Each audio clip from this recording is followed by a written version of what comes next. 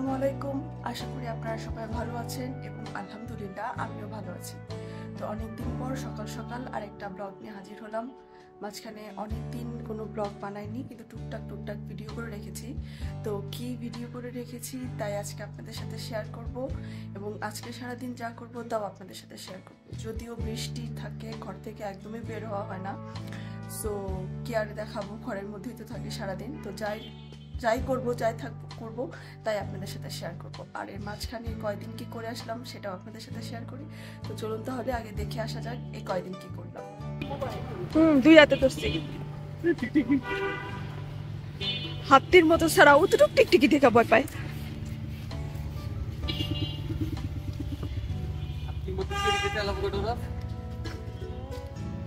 আমি বড় দেখা ডরাই।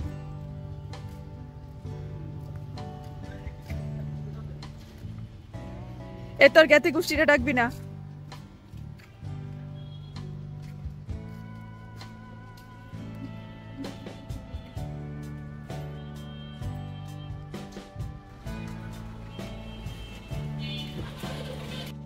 অনেকদিন পর আসলে আমি আম্মু আর স্বামী একটু হাঁটতে বের হয়েছিলাম।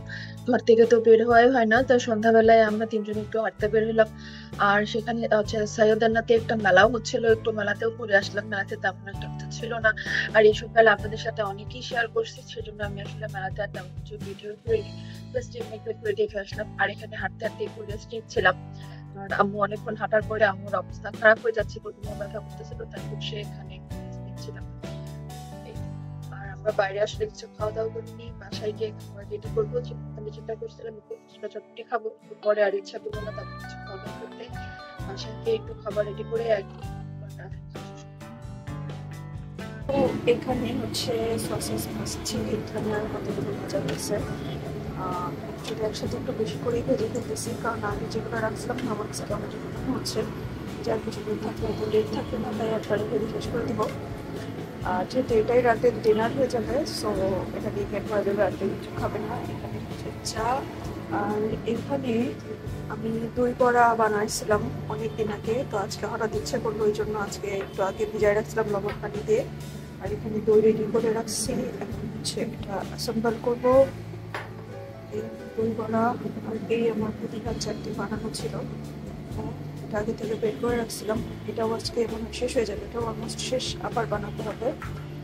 আর এখানে তেঁতুলের চাটনি, এই যে তেঁতুলেরটা রেডি করা আছে। সো এখন আগে এটা অ্যাসেম্বল করে নিই, আর এখান থেকে এটা রেডি করি। তো আমার ভাজা শেষ, সসেস, তেল,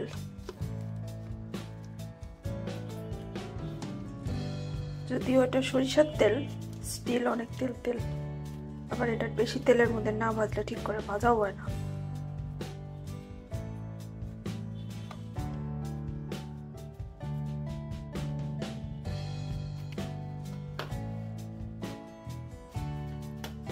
আর এই যে এখানে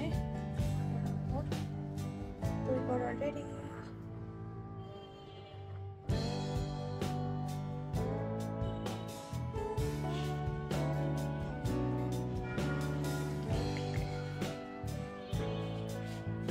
One eternity.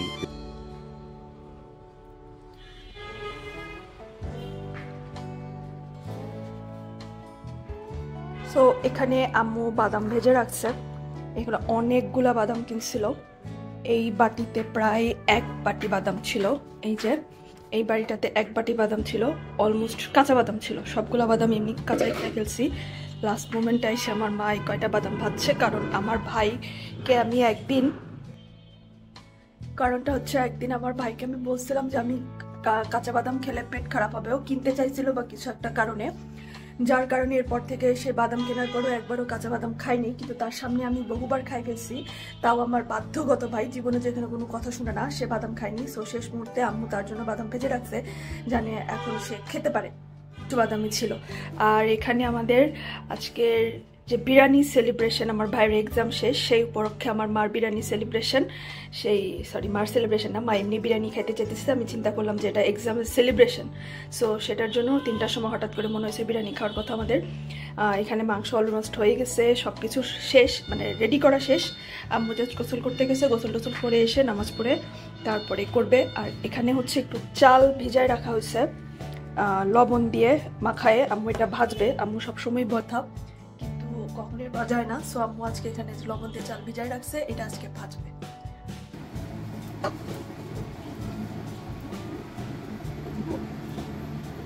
তো গরম হয়ে যাচ্ছে না?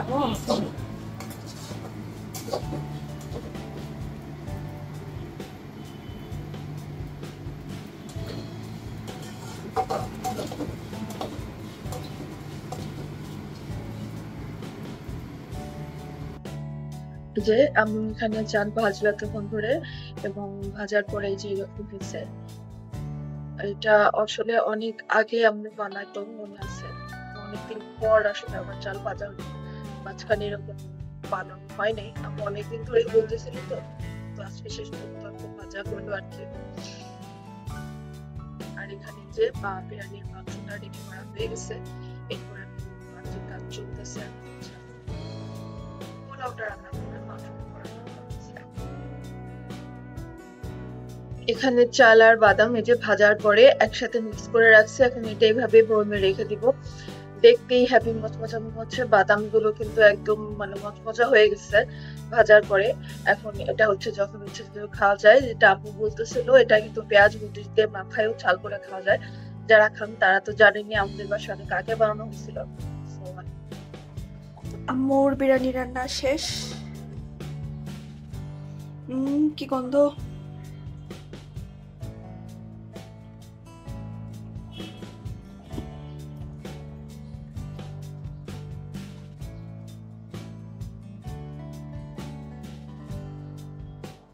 সো যার জন্য এই বিরিয়ানি সেলিব্রেশন, সেই এখনো বাসায় আসে নেই, তার আজকে এক্সাম শেষ, তো সে হাতের ঝিলে ঘুরে বেড়াচ্ছে।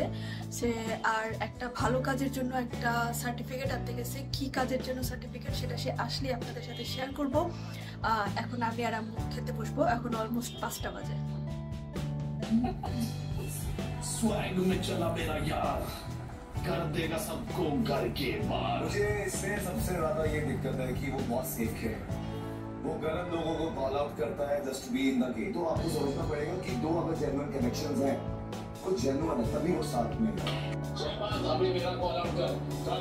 मेरा एक साथी है, मैंने चोरी किया, मेरा भाई था साथ में हमारा, तो हिम्मत के बोल रहे हैं हमने चोरी किया, जो उखाड़ना उखाड़ लो जिसने, वो तुम उखाड़ नहीं पाओगे कभी भी, क्योंकि हमने एज अ फन वे किया था। और आप मुझे कोई समझाने वाले नहीं हो कि ये गेम ऐसे खेलो, वो गेम ऐसे खेलो। ভিডিও শুরু করলাম। হ্যাঁ, আচ্ছা, প্রথম কথা হলো, কালকে আমি বলছি যে তোর এক্সাম শেষ, সেজন্য আম্মু একটা সেলিব্রেশন করতেছে, তোর জন্য বিরিয়ানি রান্না করছে, খাওয়া দাওয়া হয়েছে। আর সেকেন্ডলি হইতেছে, তুই কালকে একটা ভালো কাজের জন্য একটা স্বীকৃতি প্রাপ্তি পাইতে গেছিস। এখন আচ্ছা, এর আগে দেখাই দিছিস ভালো কাজটা কি, তুই ভালো কাজটা কি করছস, কিসের জন্য কি পাইছস? তো কাজটা ছিল, আমি quantum blood voluntary blood donation প্রোগ্রামে 3বার রক্ত দিছি, যার কারণে তারা হচ্ছে আমাকে একটা রিকগনিশন হিসেবে দিছে, তার সাথে একটা সার্টিফিকেট দিছে যে আমি এরকম 3বার ব্লাড দিছিলাম, লাস্ট কবে ব্লাড দিছি সেটা ডেটটা মেনশন করে দিছে, আর হচ্ছে সাথে একটা ক্রেস দিছে, ছোটখাটো একটা প্লেটের মতো দিছে সার্টিফিকেট। ও আচ্ছা আচ্ছা, নাম থাকে, নাম বল। আর এটা বার কর, ক্রেসটা বার কর। আর একটু এই পর্যন্ত টোটাল কতবার ব্লাড দিছিস? এই পর্যন্ত টোটাল মিথ্যা বলতে 7 থেকে 8 বার। 7 থেকে 8 বার। এখানে দিছিস 3বার, আর অন্য জায়গায় 3বার, বাকিগুলো অন্য বাইরে দিছি। এবং দেওয়ার পরে তোর প্রতিক্রিয়া কি? নিজের এরকম একটা মহান কাজ করার পরে তোর প্রতিক্রিয়া কি? প্রতিক্রিয়া তেমন কিছু না, কারণ যারা ব্লাড নেয়, যারা ব্লাড ডোনেশন এখানে কাজ করে, তারা নিজেরা বলছে যে শরীরে 180 দিন হওয়ার পরে ব্লাডটা অটোমেটিক্যালি রক্তকণিকা বা সেই রক্তকণিকা থাকে, সেটা অটোমেটিক্যালি মানে মলমূত্রের সাথে বাইরে হয়ে যাবে। এই জন্য যেটা বাই করে দেওয়ার চেয়ে দান করা হবে। আমি ভাই জীবনে একবার ব্লাড দিছিলাম, এরপরে আমি ভীষণ অসুস্থ, এরপরে আলহামদুলিল্লাহ আর জীবনে দিছি না, ঘরে পড়ে গেল। এই হচ্ছে ক্রেস্ট, এটা কি, এটার সাথে স্ট্যান্ড। আলহামদুলিল্লাহ, মাশাআল্লাহ, খুব সুন্দর একটা কাজ, খুব ভালো একটা কাজ। যদি না কোনো সমস্যা হয়, আমার মতো হইলে আবার সমস্যা। আচ্ছা স্যার, এখন বলেন আপনার যে পরীক্ষা শেষ হয়ে গেল সেইটা নিয়ে আপনার প্রতিক্রিয়া কি, আপনার প্ল্যান কি, কি করার ইচ্ছা আছে? আচ্ছা, কয়দিনের ছুটি, আবার নেক্সট সেমিস্টার কবে? ছুটি বেবি 15 দিনের ছুটি মাত্র। আর নেক্সট সেমিস্টার হলো এখন তো সেপ্টেম্বর চলতেছে, অক্টোবরের মাঝের দিকে বা শেষের দিকে শুরু। কোন ইয়ারে, কোন সেমিস্টারে উঠতেছেন স্যার? এবার 4th ইয়ার ফার্স্ট। মাশাআল্লাহ, আলহামদুলিল্লাহ। তো আপনার প্রতিক্রিয়া কি এই যে 15 দিন? যদিও এমনি তো আপনি খুব একটা পড়তে বসতেন না, কিন্তু এখন তো আর পড়তে বসার কথা কেউ বলবেও না। সো এটা নিয়ে প্রতিক্রিয়া কি আপনার, কি প্ল্যান? যদি আমি পারমিশন দেয় পারে যাওয়ার, তাহলে ঘোরাফেরা করা, প্রত্যেক জায়গায় বিভিন্ন জায়গায় ভিডিও করা, ব্লগ করা, এগুলো। আর কোন তাই আর কোথাও ইচ্ছা যাওয়ার নেই।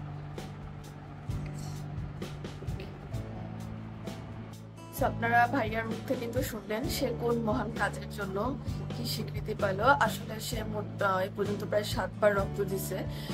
যদিও আম্মু বকাবুদ্ধি করে যে এরকম রক্ত দিচ্ছে তোমার শরীর তো খারাপ হয়ে যাবে, বাট সে কে শুনে কার কথা। তো যাকে আলহামদুলিল্লাহ এখন পর্যন্ত তার কিছু হয় নাই, সে মাশাআল্লাহ ভালোই আছে, কোনো ধরনের কোনো সমস্যা তার হয় নাই। আর সে কতদিন পর পর রক্ত দিতে পারবে বা কিভাবে কি হয় সেটা নিয়ে অনেক কাটাকাটি করে দেখছে, যে কোনো তার সমস্যা হবে না এবং না হলেই ভালো। অনেকের আছে সমস্যা হয়ে যায়, যেমন আমি মনে হয় লাইফে মাত্র একবারই রক্ত দিতে পারছি এবং দেওয়ার পর আমি সিভিয়ার অসুস্থ হয়ে গেছি, আমার অনেক সমস্যা হয়েছে, যার কারণে এখন আসলে আর সাহসী হয় না। তবে হ্যাঁ, যদি কোনো এরকম কারো বিপদ হয় যে আমি দিলে মানে ইনস্ট্যান্ট আমার মানে রক্ত দিলে কারো সাহায্য হচ্ছে, তবে ইনশাল্লাহ সামনে অবশ্যই আবারও দিব। কারণ আমার হচ্ছে ও পজিটিভ রক্তের উৎস, আমি সবাইকে দিতে পারি। সো যদি এরকম কারো লাগে ইনশাল্লাহ সামনে আবারও দিব।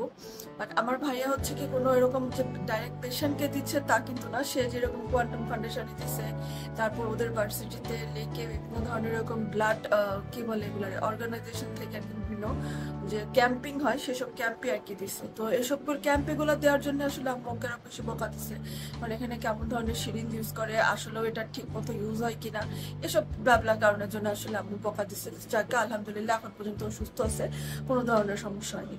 তো এই ছিল আমার আজকের ছোট্ট একটা ভিডিও। ভাইয়ার এক্সাম শেষের কি সেলিব্রেশন হচ্ছে, মানে এক্সাম শেষের খুশিতে সেলিব্রেশন, আসলে রেজাল্টের এখনো কোনো পাত্তা নাই, ওর এক্সাম শেষ হয়ে যাইতেছে। এটাই মনে হচ্ছে যে হ্যাঁ, কতদিন ধরে ঘরের মধ্যে কোনো চিল্লাচিল্লি হবে না, কারণ স্যারে পড়তে পড়তে বলে যেগুলো পড়তে বসে না। সো এটা নিয়ে তো আম্মুর সাথে তার রাগারাগি চলতেই থাকে। সো এখন কিছুদিন আর কি এই ধরনের কোনো রাগারাগি হবে না, কারণ এক্সাম না থাকলে আমার ভাই খুব ভালো থাকে। তো যাই হোক, এই হচ্ছে আজকের ছোট্ট একটা ভিডিও। আমার আজকের ভিডিওটি যদি আপনাদের ভালো লেগে থাকে তাহলে লাইক দিতে কিন্তু ভুলবেন না। যারা এখনো চ্যানেলটি সাবস্ক্রাইব করেননি, প্লিজ আজকে আমার চ্যানেলটি সাবস্ক্রাইব করে আমার সাথেই থাকবেন। আমার পরিবারের জন্য দোয়া করবেন, নিজের পরিবারের খেয়াল রাখবেন। আল্লাহ হাফেজ।